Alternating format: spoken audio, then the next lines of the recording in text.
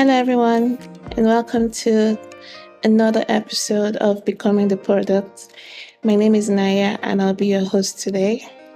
And today we'll be talking about transferable skills, how I looked at or analyzed my past experiences and identified the skills that I had learned that would make me or that will show that I can be a product manager.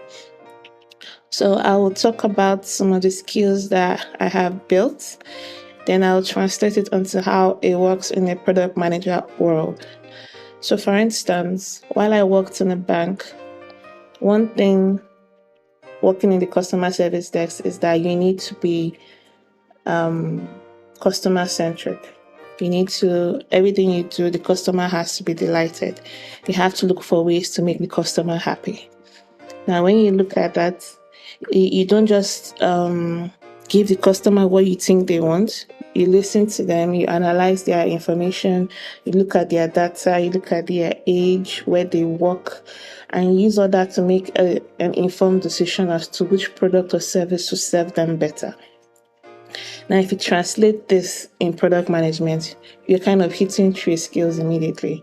You're hitting empathy, you're hitting customer obsession, and you're also hitting data-driven decisions. Now, when you say empathy in the product manager world is you putting yourself in the shoes of the customer, understanding their pain points, and because you are doing that, you are able to identify which solutions will work better for them. Being customer obsessed means that you are the voice of the customer. When you're in your meetings, when you are in collaborating with other teams, you are standing in as the customer there. So you need to be customer centric. You need to think like the customer. You need to understand what they are going to go through when they use your product or your services. Now, when you talk of data-driven decisions, this means that before you take any decision or do anything, you look at the data. So in a PM's point of view, you've done your customer research, you've done your market research, then you analyze that data to be able to prioritize the problems or prioritize the solutions. So these are the skills that I feel that as a banker, I would use to translate into the PM world. Another skill that I've developed over the years is effective communication. Now, being a banker, you need to be able to communicate correctly, efficiently, because someone needs to understand what you are saying. So when you're communicating with the customer and the customer gives feedback and it's a positive one, that means you've communicated effectively, be it via mail, via phone, or via chat.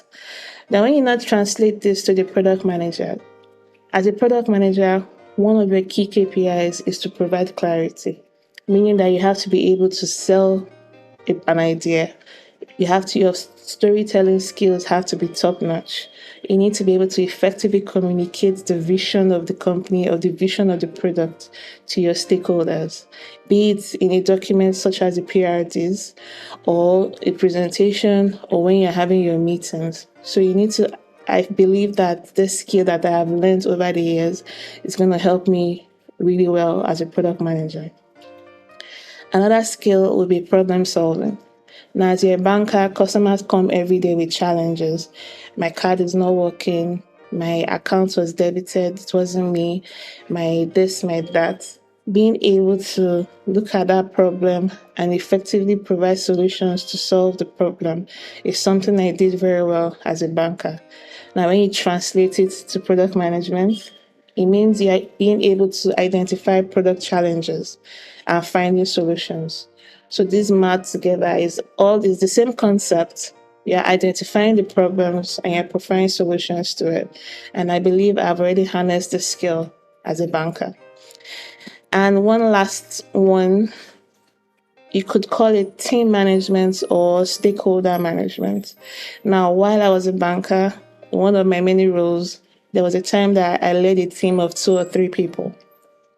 Now, to be able to work in a team, to be able to lead without authority is one of the key skills in product management. You need to be able to understand your team members. You need to be able to provide clarity for them. You need to be able to drive them in the right direction, harnessing their strengths so that there will be a successful result. This is one of the skills I've also harnessed over the years of working in a bank. So I believe this would help me when collaborating with cross-functional teams as a PM, because you need to collaborate with the designers, with the engineers, with the marketing and sales people. So I believe these are major skills that I've learned over the years that will work for me as a product manager. But my goal wasn't just to identify those skills. I also wanted to make sure that the actual skills of the product manager, I will be able to train on them and learn on them before my 6 months period was over. So during my goal setting, I did like a research.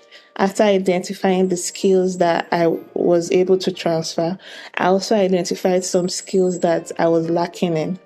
And the goal is to create like what they call a proof of work, or what people generally call a portfolio for each of these skills, to showcase that even though I did not have it as a banker, I have started learning myself and training myself to have this. So I identify four major ones. One is business sense. Now, with business sense, yes, I have a little bit of it. It means understanding the business from the vision of the business to every other aspect of the business. But when you're looking at it from the product manager eye, you're looking at, okay, you look like you can do like a tear down of a company. You're like, okay, this company, how are they moving forward? What features are they doing? Who are their customers? Being able to look at things through the product manager eye is something that I want to learn how to do. So for business sense, one of the ways that I'm using to train myself is to do product tear downs, or also do challenges. Now, what they call case studies, sorry.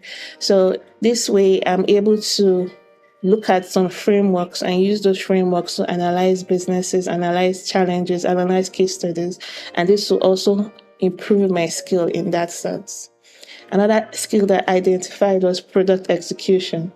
Now, with product execution, is something you learn as a product manager, yes, but I wanted to also show that I could actually do it.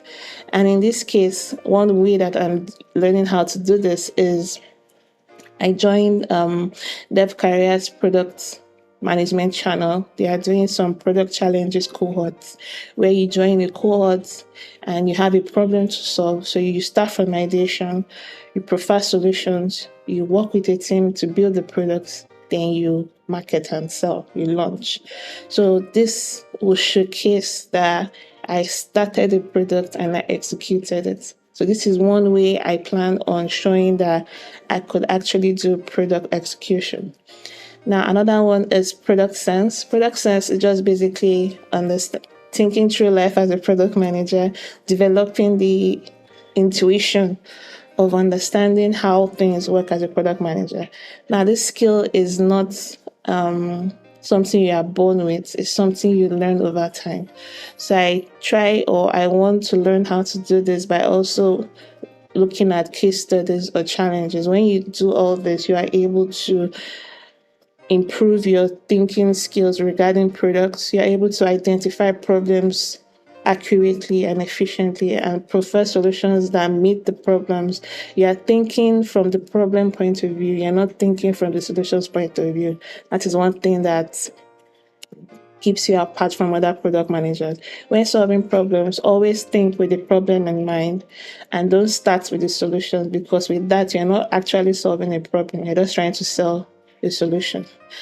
And the last one is dealing with ambiguity. Now, dealing with ambiguity is something we've done over the past, but I want to harness that. I want to showcase that, yes, I actually know how to, when set in a situation where everything seems like a blur, you're able to correctly break it down into requirements, correctly break it down and provide clarity and improve, like tell a story about it. So dealing with the ambiguity is something that I'm learning with the other things I'm doing, with the challenges, with the product execution plan I also have. So all this shows that not only did I look at the skills that I have, but I'm also looking for ways to get some other skills that are key in a product manager role. And I plan to really harness all this by building a portfolio that showcases the skills. And this will aid me in my applications when I decide to start after my training. So, guys, thank you so much for listening. I really hope that you got something from today's session. I would really love your feedback regarding, you can tell your stories on how you to transitioned, or if you're still transitioning, what you're also doing regarding skill gap, upskilling, and all of that. In the next episode, I will go into details, my pathways, things that I'm actually doing, courses, challenges, everything I'm doing that is going to help me improve my product manager skills before I start applying. Thank you so much. Have a good day. See you in the next episode.